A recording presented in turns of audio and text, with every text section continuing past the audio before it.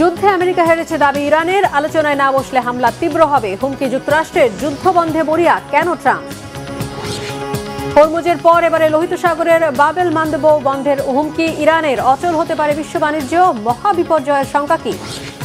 হাজার হাজার কালো কাকের বিশাল ঝাঁকে ঢেকে গেছে ইসরায়েলের আকাশ, ভয়ে অধিবাসীরা। এটি কি ভয়ঙ্কর কোনো মহামারী বা দুর্যোগের আভাস? আসসালামু আলাইকুম, দেখছিলেন বাংলাভিশন ওয়ার্ল্ড নিউজ হেডলাইন। ইরানকে বারবার আলোচনার প্রস্তাব দিয়ে আমেরিকা আসলে পরাজয় মেনে নিয়েছে বলে মন্তব্য করেছেন ইরানের পররাষ্ট্রমন্ত্রী আব্বাস আরাগচি। সাফ জানিয়ে দেন, আমেরিকা নয়, ইরানের ইচ্ছেতে বন্ধ হবে লড়াই, আর তার আগ পর্যন্ত যুদ্ধ চালিয়ে যাওয়ার ঘোষণা ইরানের। তবে দেরি হওয়ার আগে আলোচনায় না বসলে ইরানের ওপর চলমান হামলা আরও জোরালো করার নয়া হুমকি দিয়েছে মার্কিন প্রেসিডেন্ট ডোনাল্ড ট্রাম্প। প্রশ্ন উঠেছে, যুদ্ধ বন্ধে এত মরিয়া কেন ট্রাম্প? আমেরিকার আলোচনার প্রস্তাব ফিরিয়ে দিয়ে ইরান কি যুদ্ধ দীর্ঘ করতে চাইছে? তাতে ইরানের কি লাভ? এত শক্তি বা ইরান কোথা থেকে পাচ্ছে? শহীদ আরাফাতের ডেস্ক রিপোর্টে বিস্তারিত। যুদ্ধে আমেরিকা পরাজয় মেনে নিয়েছে, ইরানকে আলোচনার প্রস্তাব দিয়ে তারা এই হার স্বীকার করে নিয়েছে বলে দাবি করেছেন ইরানের পররাষ্ট্রমন্ত্রী আব্বাস আরাগচি। সাফ জানিয়ে দেন, যুদ্ধ বন্ধে আমেরিকার সাথে আলোচনার কোনো ইচ্ছে নেই তার দেশের, বরং দেশ রক্ষায় যুদ্ধ চালিয়ে যাওয়ার ঘোষণা দেন ইরানের পররাষ্ট্রমন্ত্রী। কড়া ভাষায় জানান, কখন যুদ্ধবিরতি হবে তা আমেরিকা নয়, ঠিক করবে ইরান। এমনকি আলোচনায় বসতে দেরি করলে ইরানের ওপর চলমান হামলা আরও তীব্র থেকে তীব্রতর হবে। বৃহস্পতিবার মার্কিন প্রেসিডেন্ট ডোনাল্ড ট্রাম্পের এমন নয়া হুঁশিয়ারিকেও পাত্তা দিচ্ছে না ইরান। প্রশ্ন উঠেছে, ইরান কি তাহলে যুদ্ধ দীর্ঘ করতে চাইছে? তাতে ইরানের কি লাভ? এত শক্তি বা ইরান কোথা থেকে পাচ্ছে? যে যুদ্ধ শুরু করেছিল আমেরিকা, সেটি কি তাহলে শেষ হবে ইরানের ইচ্ছেতে? বিশ্লেষকরা বলছেন, ইরানের পররাষ্ট্রমন্ত্রীর নয়া বক্তব্য থেকে বোঝা যাচ্ছে, আমেরিকার 15 দফা নয়, ইরানের 5 শর্ত মানার পরই থামতে চায় ইরান। এরই মধ্যে মার্কিন প্রেসিডেন্টের বারবার আলোচনার কথা বলার বিষয়টি নিয়ে কিছুটা উপহাস করেছেন ইরানের পররাষ্ট্রমন্ত্রী আব্বাস আরাগচি। বলেন, যে আমেরিকা যুদ্ধের শুরুতে ইরানের নিঃশর্ত আত্মসমর্পণ চেয়েছিল, সেই আমেরিকা এখন চায় আলোচনার মাধ্যমে যুদ্ধ বন্ধ করতে। আর এই নমনীয় অবস্থানকে আমেরিকার পরাজয় স্বীকার করে নেওয়ার শামিল বলে মন্তব্য করেছেন আব্বাস আরাগচি। যুদ্ধ শুরুর 4 সপ্তাহের মাথায় এখন আমেরিকা সমঝোতার কথা বলছে। যারা এক সময় আমাদের নিঃশর্ত আত্মসমর্পণ করতে বলেছিল, তারাই কেন এখন আলোচনা চাইছে? আসলে আলোচনার অনুরোধ করে শত্রু আমেরিকা পরাজয় স্বীকার করে নিয়েছে। তিনি বলেন, ইরানের উপর আর কখনোই শত্রুরা হামলা চালাবে না এবং যুদ্ধে ইরানের জনগণকে ক্ষতিপূরণ দেওয়া সহ তাদের 5টি শর্ত মেনে নেওয়ার পরই যুদ্ধ বন্ধের বিষয়ে ভাববে তেহরান। সেই সাথে জানান, মিত্র নয়, কেবল শত্রুদের জন্য হরমুজ প্রণালী পুরোপুরি বন্ধ রয়েছে।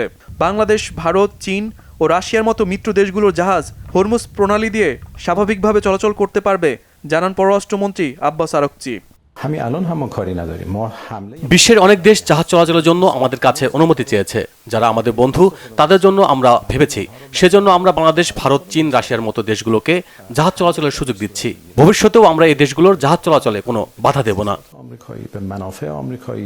এমন পরিস্থিতিতে প্রশ্ন উঠেছে, আলোচনা নিয়ে কে সত্যি বলছে, ইরান নাকি আমেরিকা? কে বেশি মরিয়া হয়ে উঠেছে যুদ্ধ শেষ নিয়ে? বিশ্লেষকরা বলছেন, বিতর্কিত আর অসামঞ্জস্যপূর্ণ বক্তব্যের জন্য বরাবরই আলোচিত সমালোচিত মার্কিন প্রেসিডেন্ট ডোনাল্ড ট্রাম্প চলমান এই যুদ্ধের মাঝেও একবার এক এক রকম বক্তব্য দিয়ে যাচ্ছেন। কখনো বলছেন যুক্তরাষ্ট্র ইরান আলোচনা চলছে, আবার কখনো বলছেন যুদ্ধ বন্ধে চুক্তির জন্য যুক্তরাষ্ট্রের কাছে অনুরোধ করছে ইরান, আবার বলছেন প্রকাশ্যে চুক্তির বিষয়ে বলতে ভয় পাচ্ছে ইরান। এক এক সময় এক এক দাবি করা মার্কিন প্রেসিডেন্ট ডোনাল্ড ট্রাম্প বৃহস্পতিবার সামাজিক যোগাযোগ মাধ্যমে লেখেন, ইরানের আলোচকরা একটি চুক্তির জন্য যুক্তরাষ্ট্রের কাছে ভিক্ষা চাচ্ছেন। কিন্তু বাস্তবতা হলো, শুরু থেকে মার্কিন প্রেসিডেন্টের আলোচনা চলার দাবি নাকচ করে আসছে ইরান। যুক্তরাজ্যের অভিযোগ, গোপনে ইরানকে প্রযুক্তিগত সহায়তার পাশাপাশি সেনাদের প্রশিক্ষণ দিচ্ছে রাশিয়া, আর সে কারণেই যুদ্ধ চালিয়ে যেতে সক্ষম হচ্ছে ইরান। এদিকে মার্কিন প্রেসিডেন্ট কেন আলোচনা নিয়ে এত তথ্য ছড়াচ্ছেন? বিশ্লেষকদের ধারণা, যুদ্ধে কিছুটা বিরতি তৈরি করে মধ্যপ্রাচ্যে নতুন করে সেনা মোতায়েনের কৌশল এটি। এছাড়া এই সুযোগে বিশ্বে তেলের দামও কিছুটা নিয়ন্ত্রণে রাখার চেষ্টা করছেন মার্কিন প্রেসিডেন্ট। তবে আলোচনা নিয়ে ঘোলাটে পরিস্থিতিতে বৃহস্পতিবার নতুন করে বিশ্ববাজারে তেলের দাম বেড়ে $100 ছাড়িয়েছে। আলোচনা নিয়ে যখন এত আলোচনা, তখন উপসাগরীয় দেশগুলোর এক বৈঠকে গালফ কোঅপারেশন কাউন্সিল জিসিসি সাফ জানিয়েছে, ইরানের বিরুদ্ধে কোনো ধরনের যুদ্ধে যাবে না তারা। তবে হরমুজ প্রণালী ও উপসাগরীয় অঞ্চলে হামলা চালিয়ে ইরান সীমা অতিক্রম করেছে বলে নিন্দা জানান তারা। দ্রুত যুদ্ধ শেষ করার তাগিদ দেয় জিসিসি। তবে 27তম দিনের মতো যথারীতি চলছে ইরানের সাথে ইসরায়েল ও যুক্তরাষ্ট্রের হামলা পাল্টা হামলা। মধ্যপ্রাচ্যে যুক্তরাষ্ট্রের ঘাঁটি লক্ষ্য করে হামলা অব্যাহত রেখেছে ইরান। বৃহস্পতিবার ইসরায়েলের সামরিক স্থাপনা ও পরমাণু কেন্দ্র লক্ষ্য করে হামলা চালায় তেহরান। আবুধাবিতে ইরানের মিসাইল হামলায় অন্তত 2 জন নিহত ও 3 জন আহত হয়েছে। হামলা হয়েছে সৌদি আরব, কুয়েত, কাতার, জর্ডান সহ অন্যান্য উপসাগরীয় দেশগুলোতে। ইরানের বিভিন্ন শহরে হামলা অব্যাহত রেখেছে ইসরায়েল ও যুক্তরাষ্ট্র। গণমাধ্যমগুলো বীরজান ও দক্ষিণ খোরসান রাজ্যে বিস্ফোরণের শব্দ নিশ্চিত করেছে। ইরানের নৌ কমান্ডার আলী রেজা তানসারিকে হত্যার দাবি করেছে ইসরায়েলের প্রতিরক্ষা মন্ত্রী ইসরায়েল কাস। শহীদ আরাফাত, বাংলাভিশন, নিউজ ডেস্ক। এদিকে যুক্তরাষ্ট্র হামলা আরও তীব্র করলে হরমুজ প্রণালীর পর এবারে লোহিত সাগরের সাথে যুক্ত বাব এল মান্দেব প্রণালীও বন্ধের হুমকি দিয়েছে ইরান। এই বাব এল মান্দেব প্রণালীটি সুয়েজ ক্যানেল হয়ে ইউরোপের সাথে বাণিজ্যিক সংযোগ স্থাপন করে। আর এই পথের নিয়ন্ত্রণে এখন ইরান সমর্থিত গোষ্ঠী ইয়েমেনের হুথি বিদ্রোহীরা। ফলে এই পথটিও বন্ধ করলে অচল হয়ে পড়বে গোটা বিশ্বের অর্থনীতি। ভয়াবহ জ্বালানি ও বাণিজ্য সংকটের মুখে পড়বে গোটা ইউরোপ। হেজেল জুবাইরের ডেস্ক রিপোর্টে বিস্তারিত। মধ্যপ্রাচ্যে ইরান যুক্তরাষ্ট্র ইসরায়েল যুদ্ধের জেরে হরমুজ প্রণালীতে এই মুহূর্তে প্রায় 2000 বাণিজ্যিক জাহাজ ও 20,000 নাবিক আটকা পড়ে আছে। আন্তর্জাতিক নৌ সংস্থা IMOর মহাসচিব আর্সেনিও ডোমিঙ্গুয়েজ এই তথ্য দিয়ে বলেছেন, এসব জাহাজ হরমুজে যত বেশি সময় অবস্থান করবে, নাবিকদের মানসিক চাপ ও ক্লান্তি ততই বাড়বে। একই সঙ্গে জাহাজ পরিচালনার জন্য প্রয়োজনীয় রসদ ও উপকরণের ঘাটতিও প্রকট হয়ে উঠছে বলে সতর্কবার্তা দিয়েছেন তিনি। আর্সেনিও ডোমিঙ্গুয়েজ আরও জানান, এই সংকটে বিমা কোম্পানিগুলো কোনো ধরনের ক্ষয়ক্ষতি বা দায়ভার নিতে অস্বীকৃতি জানাচ্ছে। বেশিরভাগ কোম্পানি হয় চুক্তি বাতিল করেছে অথবা চলাচলের জন্য আকাশচুম্বী প্রিমিয়াম দাবি করছে। ফলে জাহাজ মালিকরা চরম অনিশ্চয়তার মধ্যে পড়েছেন। আল জাজিরার প্রতিবেদনে বলা হয়েছে, বর্তমানে হরমুজ প্রণালীর আশপাশের দেশগুলো জাহাজে আটকে পড়া নাবিকদের ত্রাণ সহায়তা দেয়ায় সম্ভাব্য মানবিক বিপর্যয় এড়ানো সম্ভব হচ্ছে। কিন্তু এভাবে চলতে পারে না। জাহাজগুলো যেন নিরাপদে ওই এলাকা থেকে বেরিয়ে আসতে পারে, তার জন্য IMO একটি মানবিক করিডোর তৈরির জোর তৎপরতা চালাচ্ছে। এর আগে মার্কিন প্রেসিডেন্ট ডোনাল্ড ট্রাম্প যুদ্ধ জাহাজের পাহারায় বাণিজ্যিক জাহাজ পার করে দেওয়ার প্রস্তাব তুলেছিলেন। এমন পরিকল্পনাকে ভঙ্গুর বলে উল্লেখ করেছেন IMO প্রধান। তিনি বলেন, এই পদ্ধতিতে যে বাণিজ্যিক জাহাজগুলো লক্ষ্যবস্তু হবে না বা নাবিকেরা প্রাণ হারাবে না, এমন নিশ্চয়তা নেই। অপরদিকে এরই মাঝে ইরানের পার্লামেন্ট হরমুজ প্রণালী দিয়ে যাতায়াতকারী জাহাজগুলোর কাছ থেকে টোল আদায়ের জন্য একটি বিশেষ আইন পাশ করার উদ্যোগ নিচ্ছে। ইরানের রাষ্ট্রীয় বার্তা সংস্থা ফার্স নিউজ ও তাসনিম নিউজের বরাত দিয়ে এই তথ্য জানিয়েছে আল জাজিরা। এতে বলা হয়, ইরানি পার্লামেন্টের সিভিল অ্যাফেয়ার্স কমিটির চেয়ারম্যান জানিয়েছেন, এ বিষয়ে ইতোমধ্যেই একটি খসড়া আইন তৈরি করা হয়েছে। শিগগিরই পার্লামেন্টের আইনি দল তা চূড়ান্ত করবে। ওই কর্মকর্তা বলেন, পরিকল্পনা অনুযায়ী হরমুজ প্রণালী দিয়ে চলাচলকারী জাহাজগুলোর নিরাপত্তা নিশ্চিত করতে ইরানকে টোল আদায় করতেই হবে। এ প্রসঙ্গে ওই কর্মকর্তা আরও বলেন, অন্যান্য করিডোরের মতো যখন পণ্য কোনো দেশের মধ্য দিয়ে যায় তখন শুল্ক দিতে হয়। হরমুজ প্রণালীও একটি করিডোর। আমরা এর নিরাপত্তা নিশ্চিত করি, তাই জাহাজ ও ট্যাঙ্কারগুলোর শুল্ক দেয়া স্বাভাবিক। এদিকে মার্কিন প্রেসিডেন্ট নানা সময়ে ইরানে স্থল অভিযান চালানো বা খার্গো দ্বীপের মতো গুরুত্বপূর্ণ দ্বীপ দখল করে নেয়ার হুমকি দিয়ে চলেছেন। ইরান পরাজয় মেনে না নিলে আরও ভয়াবহ হামলার হুমকি দিচ্ছেন তিনি। এর প্রতিক্রিয়ায় ইরানের বিপ্লবী গার্ড বাহিনী IRGC কড়া হুঁশিয়ারি জানিয়ে বলেছে, সেরকম হলে কেবল হরমুজ নয়, বিশ্বের আর এক গুরুত্বপূর্ণ জলপথ সুয়েজ খালের লোহিত সাগর অংশের প্রবেশমুখ বাব এল মান্দেব প্রণালীও বন্ধ করে দেয়া হবে। IRGC জোর সতর্কতা জানিয়ে বলেছে, শত্রুপক্ষ যদি উস্কানিমূলক কোনো পদক্ষেপ নেয় তবে যুদ্ধের এমন এক নতুন ফ্রন্ট খুলে দেয়া হতে পারে যা তাদের বিস্মিত করবে। তাতে তাদের যুদ্ধের ব্যয় দ্বিগুণ হয়ে যাবে। হিজল জোবায়ের, বাংলাভিশন। ঋণের বোঝায় নুয়ে পড়া পাকিস্তানই এখন যুক্তরাষ্ট্র ও ইরানের প্রধান ভরসা। যুদ্ধ বন্ধে আলোচনার জন্য দুপক্ষের মধ্যে যোগাযোগের প্রধান চ্যানেল হিসেবে কাজ করছে পাকিস্তান। এছাড়া পাকিস্তান জানিয়েছে, তারা চাইলে খুব শিগগিরই উচ্চ পর্যায়ের বৈঠকের আয়োজন করতেও প্রস্তুত। চরম অর্থনৈতিক সংকটের মধ্যে থেকেও কিভাবে ভূ রাজনীতিতে অপরিহার্য অবস্থানে পাকিস্তান। বিস্তারিত মীর ফজলের আপের ডেস্ক রিপোর্টে।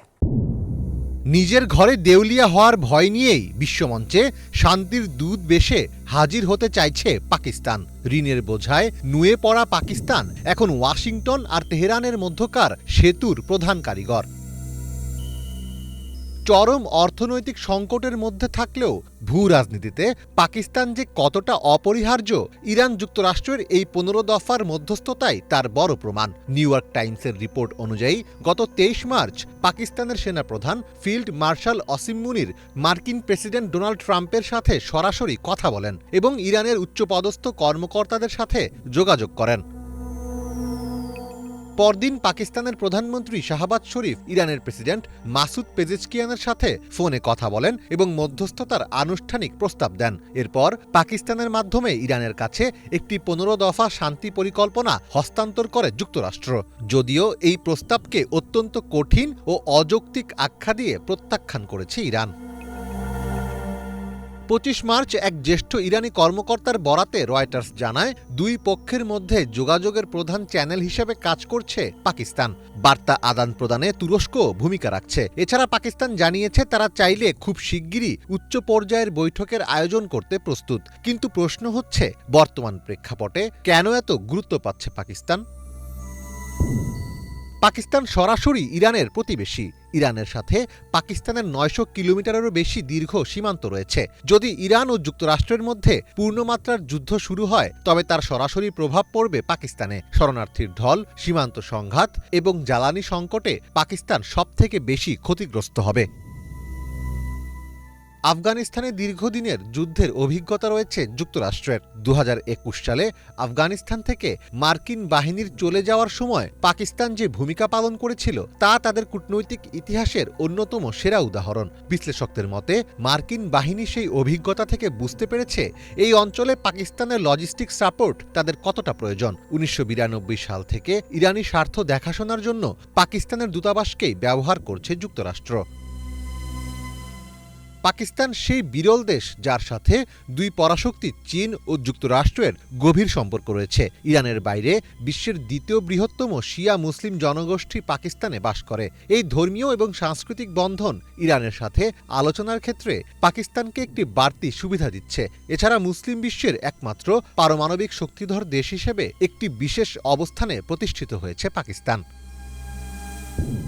তবে মধ্যস্থতাকারী দেশ হিসেবে পাকিস্তানের কিছু নেতিবাচক দিকও আছে। একটি দেশের কূটনীতি তখনই সবথেকে বেশি শক্তিশালী হয় যখন তার অর্থনীতি শক্তিশালী থাকে। পাকিস্তান বর্তমানে চরম অর্থনৈতিক সংকটে থাকায় তাদের কূটনীতি অনেক ক্ষেত্রে সাহায্য চাওয়ার উপর নির্ভরশীল হয়ে পড়েছে। বারবার অবস্থান পরিবর্তন করায় আন্তর্জাতিক মহলেও অনেক সময় পাকিস্তানের বিশ্বাসযোগ্যতা নিয়ে প্রশ্ন ওঠে। মীর ফজলে রাব্বি, বাংলা ভিশন। হাজার হাজার কালো কাকের বিশাল ঝাঁকে ঢেকে গেছে ইসরায়েলের তেল আবিবের আকাশ। যুদ্ধের মাঝেই দেখা গেছে এমন অদ্ভুত ভয়ঙ্কর দৃশ্য।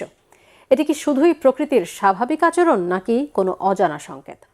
সামাজিক যোগাযোগ মাধ্যমে এর মধ্যেই ছড়িয়ে পড়েছে নানা ব্যাখ্যা। কেউ বলছেন অশুভ লক্ষণ, আবার কেউ তুলনা করছেন কোরআনে বর্ণিত আবাবিল পাখির সাথে।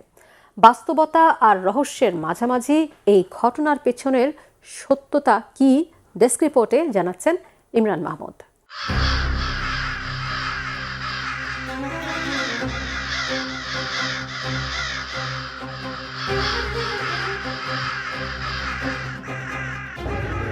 আবাবিল পাখি নয়, ইসরায়েলের আকাশ ছেয়ে গেছে হাজার হাজার কালো কাকে।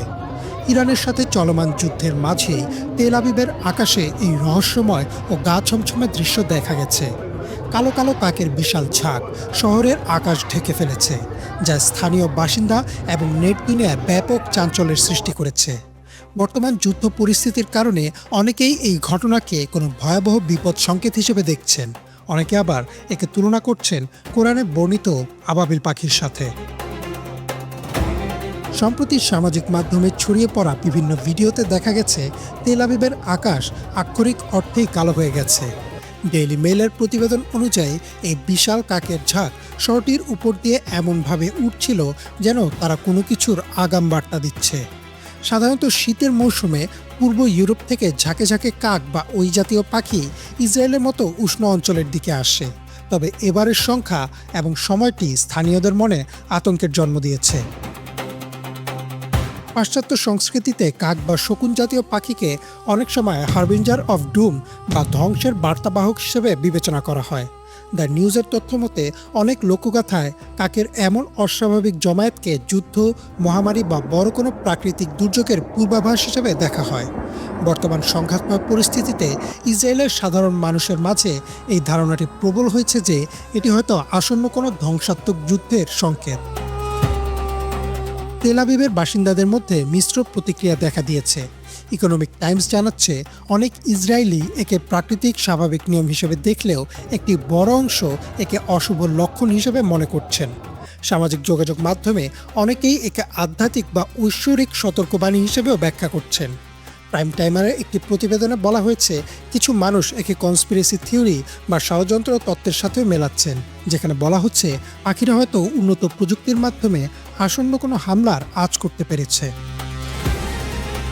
নেটিজেনদের অনেকেই একে তুলনা করছেন কোরআনে বর্ণিত আবাবিল পাখির সাথে। ইসলামী বর্ণনা অনুযায়ী মহানবী সাল্লাল্লাহু আলাইহি ওয়াসাল্লামের জন্মের কিছুদিন আগে বিশাল হাতির বাহিনী নিয়ে কাবা ধ্বংস করতে আসে ইয়েমেনের তৎকালীন গভর্নর আব্রাহা। কিন্তু তার বাহিনী মক্কায় প্রবেশ করলে অলৌকিকভাবে ঝাঁকে ঝাঁকে আবাবিল পাখি এসে তাদের উপর পাথর নিক্ষেপ করে আর কাবা রক্ষা করে।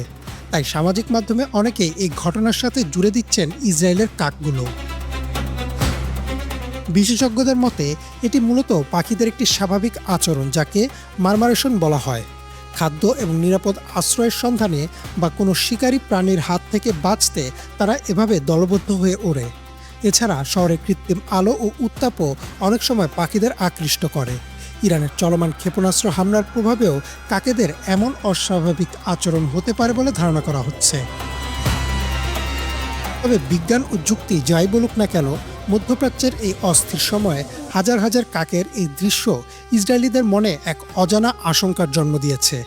প্রকৃতির এই আচরণ নিছকই কাকতালীয় নাকি সত্যিই কোনো দুর্যোগের আভাস, তা সময় বলে দেবে।